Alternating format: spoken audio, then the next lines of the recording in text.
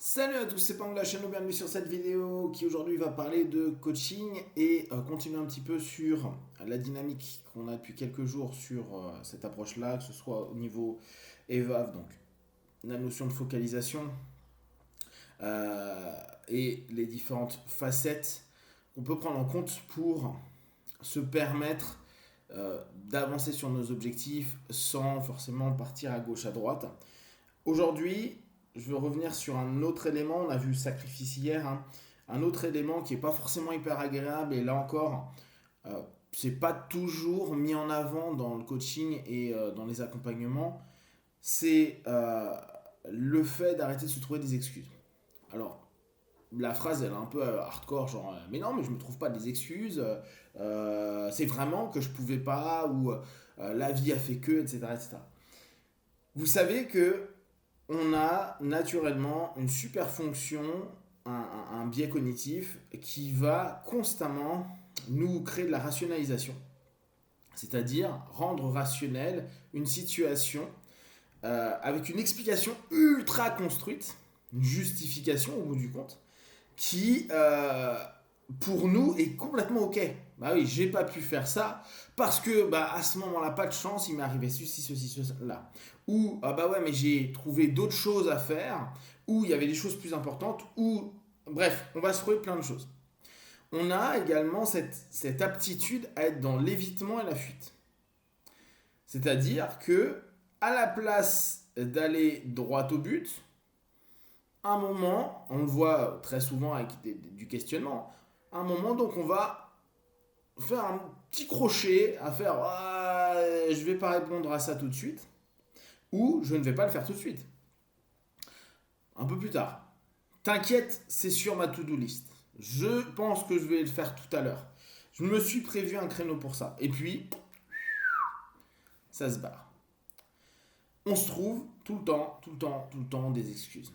Et c'est normal. Là encore, faut pas se dire ah ouais, je suis une merde, je me trouve tout le temps des excuses. Non, on est en train de se mettre en mode réserve d'énergie. Wow, mon pote, il est bien sympa ton projet.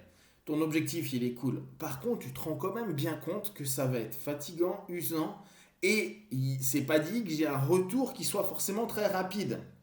Et on revient à cette notion-là où il est intéressant de nous focaliser. Il est intéressant de savoir ce qu'on va sacrifier. Et il est hyper important de savoir ce qu'on va gagner à court, moyen, long terme. Qu'on ait notre circuit de rétribution qui puisse se dire oh yes, ça va, c'est cool, je suis satisfait, je suis content, ça me donne envie de continuer. Si mon retour positif, il est trop loin dans le temps ou, comme on a pu voir, l'investissement que je propose ne me donne pas le retour que j'attends, ça va être compliqué. Donc, il est hyper important de se dire, ok, si je suis en train de me mettre en mode psychique, physique, émotionnel, un investissement peut-être temporel, pas d'excuses, pas de j'ai autre chose, pas de ouais, demain, j'ai pas pu, j'étais malade, j'étais fatigué. On aura toujours des excuses. Et le pire, c'est que tout le monde va dire ouais, mais moi, par exemple, ouais, mais moi, c'est différent. Moi, c'est pas comme ça que je suis. Si, tu te trouves des putains d'excuses. Et comme je viens de le dire, c'est naturel, tout le monde le fait. Et une fois de plus, moi je vous invite, alors bien sûr, c'est pas le coaching en mode bisounours.com à dire bah petit à petit ça ira mieux. Non, il y a un moment, tu fermes ta gueule, tu serres tes dents et tu te bouges le cul. Parce que sinon, tu vas te créer encore des excuses. Et l'idée c'est, et je reviens dessus là sur tous les éléments du coaching, le concret, la réalité, le monde physique. Pas le monde de ta tête, pas le monde des projets des gens sur Internet, pas le monde du groupe dans lequel tu fais partie. Ton monde à toi, ta réalité, tes faits, tes actes, tes retours sur tes faits et tes actes. Et derrière, tes cassages de gueule, tes éléments qui marchent bien, tes leviers qui te permettent de progresser. En gros, et je reviens sur cet élément que j'aime beaucoup, qui est la courbe de rétroaction qu'on voit en PNL, hein, courbe de la notion de TOT, de feedback. Je teste, j'opère les changements, les améliorations, ou au contraire, j'opère des prises de conscience d'éléments clés pour m'améliorer. Je reteste à nouveau, et puis après j'exploite. Si vous êtes juste à vous dire, je suis en mode projet, je vais le faire, et là encore, je répète quelque chose qu'assez fréquemment je dis quand on fait des tests, ne faites pas des tests une semaine. Ou faites une semaine, mais prévoyez le test 2 en semaine 2 dès que vous avez fait des corrections. Et n'attendez pas 10 000 ans pour opérer les corrections. Parce que sinon, vous n'allez pas le faire. Et ça va traîner dans le temps, et puis ça va traîner dans le temps. Et moins vous allez avoir d'action et de retour, moins vous allez être motivé, plus vous allez vous trouver des excuses, et moins vous allez vous bouger. L'idée, c'est clairement de se dire, je me donne un planning que je tente de tenir le mieux possible, on sait que c'est toujours un peu compliqué, et je ne me trouve pas des excuses quand j'ai rien branlé. Quand j'ai rien fait, c'est non, je ne l'ai pas fait. Non, j'ai pas eu envie. Et là encore, questionnement. Qu'est-ce qui fait que je me suis désengagé de ce que moi-même je me suis engagé de faire? Et on va très souvent arriver à une espèce d'opposition interne entre l'idéalisation de ce que je veux, être, faire, avoir, et la volonté réelle de l'obtention de... Alors, parfois on va parler d'auto-sabotage.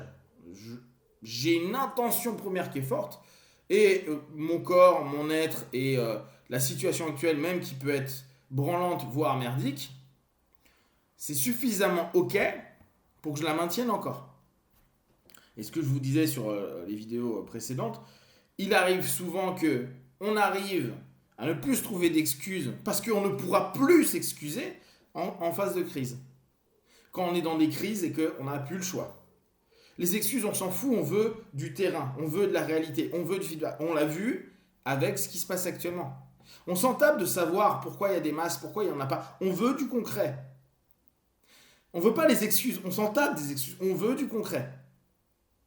Et c'est la même chose pour vous. C'est parce qu'à un moment, il y a la crise, que là, il n'y a plus d'excuses possibles, il y a l'acceptation de sacrifice. Ok, bon, bah, je ne vais plus sortir pendant 2 mois. Ok, je vais accepter de faire ceci, cela. Ce qui est dommage, c'est devoir arriver en phase de crise quand on est dans des modes projet, pour soi, hein, et se dire, putain, il faut qu'il y ait une pression extérieure ou une autopression qui m'amène à une crise pour que j'y arrive.